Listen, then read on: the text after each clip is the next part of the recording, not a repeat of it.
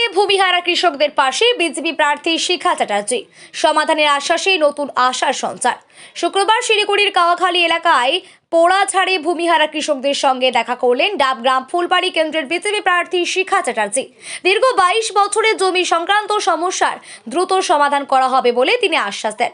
তার এই প্রতিশ্রুতিতে কিছুটা স্বস্তি পেলেও এখনও অনিশ্চয়তায় ভুগছেন কৃষকেরা। কৃষকদের অভিযোগ, বছরের পর বছর কেটে গেলেও তাদের সমস্যার স্থায়ী সমাধান হয়নি। ভোটের আগে নানা প্রতিশ্রুতি মিললেও পরে আর বাস্তবায়ন হয় না। তাদের কথায়, ভোট আসে ভোট যায়, নেতা মন্ত্রী বদলে যায়, কিন্তু আমাদের সমস্যার সমাধান হয় না। বর্তমানে প্রায় 51 দিন ধরে ভূমিহারা কৃষকরা সরকারি জমিতে অস্থায়ীভাবে বসবাস করছেন। ঝড় বৃষ্টিতে তাদের অস্থায়ী ঘরবাড়ি ভেঙে পড়েছে। পরিবার নিয়ে চরম অনিশ্চয়তা দুর্বিষহ পরিস্থিতির মধ্য দিয়ে দিন কাটাতে হচ্ছে তাদের। এই পরিস্থিতিতে কৃষকদের হুঁশিয়ারি দিয়ে জানিয়েছেন, দ্রুত সমস্যার সমাধান না হলে আসন্ন নির্বাচনে তারা ভোট বয়কট করবেন। তাদের দাবি আর প্রতিশ্রুতি নয়, বাস্তবে পদক্ষেপ দরকার। এদিকে শিখা চ্যাটার্জি জানিয়েছেন, বিষয়টি গুরুত্ব সহকারে দেখা হবে এবং সংশ্লিষ্ট প্রশাসনের সঙ্গে আলোচনা করে দ্রুত সমাধানের চেষ্টা করা হবে। দীর্ঘদিনের সমস্যার মাঝে নতুন করে আশার আলো দেখছেন কৃষকেরা। এখন দেখার এই আশ্বাস বাস্তবায়িত হয় কিনা এবং আদেও তাদের জীবনে স্থায়ী পরিবর্তন আসে কিনা। কেউ যদি মনে করে আমি দেব না, আপনি আমার কাছে টাকা পাবেন, আমি আপনাকে দেবো না। আপনাকে বলবো কালকে এসো, পরশু এসো, রাত্রিবেলায় এসো, সকালে এসো, এই তো ঘুরাবো। তো এদের তো হাতে কাগজ রয়ে গেছে, এভিডেন্স রয়ে গেছে, উইথ এভিডেন্স তারা রয়েছে, অথচ গাজরি করে তাদেরকে দখলদারিটা দেয়া হচ্ছে না। কত বড় অন্যায় কথা বলতে পারেন? যারা স্বেচ্ছায় জমি দিয়েছে, কারোর কাছে জমি কেড়ে নেওয়া হয়েছে জোর করে কেড়ে নিয়ে, ওই যে দেখুন বিল্ডিং বানানো হচ্ছে, এখানে জোর করে কেড়ে নেওয়া, এখানে কিন্তু জমি দেয়নি কৃষকরা। তারপরে যাদের কাছে এগ্রিমেন্ট করে নেওয়া হয়েছিল তাদেরকে বলা হয়েছিল 10 কাঠা পর্যন্ত যাদের জায়গা তাদেরকে পুনর্বাসন দেওয়া হবে, এবং 10 কাঠার পরে যাদের বেশি রয়েছে, জায়গা রয়েছে, তাদেরকে ফ্ল্যাট দেওয়া হবে।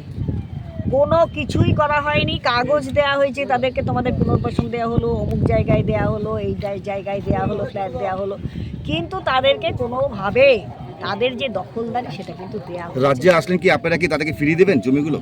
অবশ্যই দেব। এরকম দুঃসাহসিক অন্যায় এগুলো মেনে নেওয়া যায় না। আমরা জানি, আমরা দেখছি তো।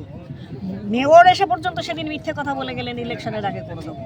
আমি জানি এই সরকারটা তো মিথ্যাবাদী প্রতিশ্রুতির সরকার, তৃণমূল কংগ্রেস সরকার।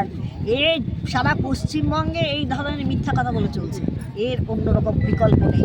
সুতরাং मतलब जब तक इलेक्शन खत्म नहीं होता है तब तक इनकी समस्याओं का समाधान नहीं होगा। कैसे होगा? ये तो कोड ऑफ कंडक्ट चालू है, ये कोड ऑफ कंडक्ट के अंदर कुछ भी नहीं होता, लेकिन सरकार पलट खाएगा तब ना। मैम इतनी बारिश आ रही है, तूफान के बीच में मैं आई थी एक बार 10 बजे परसों रात में, तो मैंने देखा ये लोग कैसे बिखरे पड़े हुए थे, और इनके जो घर थे जो बना के रखे हुए हैं ये भी बिखरे हुए थे। तब तक के लिए क्या करें ये लोग? देखिए क्या करना है, ये तो इन लोगों का बहुत बड़ी समस्या है। इन लोग तो कितने दिन से इधर बैठे हुए हैं। सरकार देख रहा है, एसडीए देख रहा है, इधर मेयर आ रहा है, मेयर देख रहा है, इधर के तृणमूल वाले जो है सब देख रहा है, लेकिन कोई इनका सुधार नहीं कर पा रहा है। हम लोग तो थोड़ा ही क्षमता है, आप लोग तो जानते ही है। हम कैसे करें यार, कैसे करें? ये तो हमारे हाथों में तो है ही नहीं।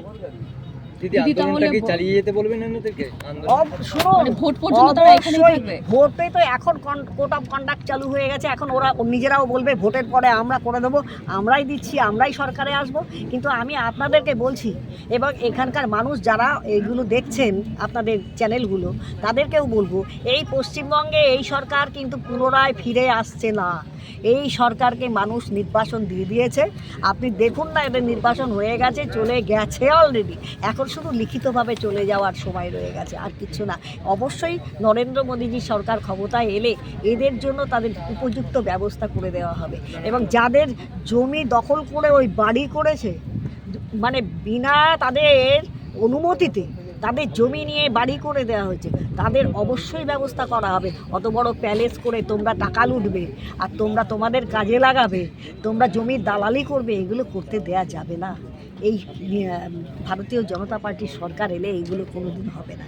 দিদি তাহলে ভোট পর্যন্ত ওনারা এখানেই থাকবে, আন্দোলনকারীরা এখানেই থাকবে? কি বলবো, দেখুন ওনাদের তো আর জায়গা নেই, ওনারা কোথায় যাবেন বলুন তো, ওদের কোথায়। আর এখন আমিও যে কিছু কিনে দেবো, আমিও তো কোড অফ কন্ডাক্টে পড়ে যাব, আপনি বুঝতে পারছেন?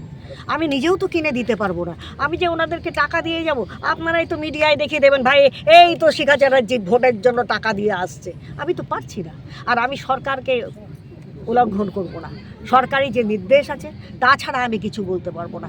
আমি শুধু এখানে আসছি, আমি আমার বডি নিয়ে এখানে এসেছি, শুধু বলে গেলাম, অভয় দিয়ে গেলাম, আমার সরকারের যে নির্দেশ সেই নির্দেশ এখানে রেখে গেলাম যে আমরা আছি, আপনাদের পাশে আছি, আগামীতে থাকবো, আপনাদের ব্যবস্থা আমরাই করবো।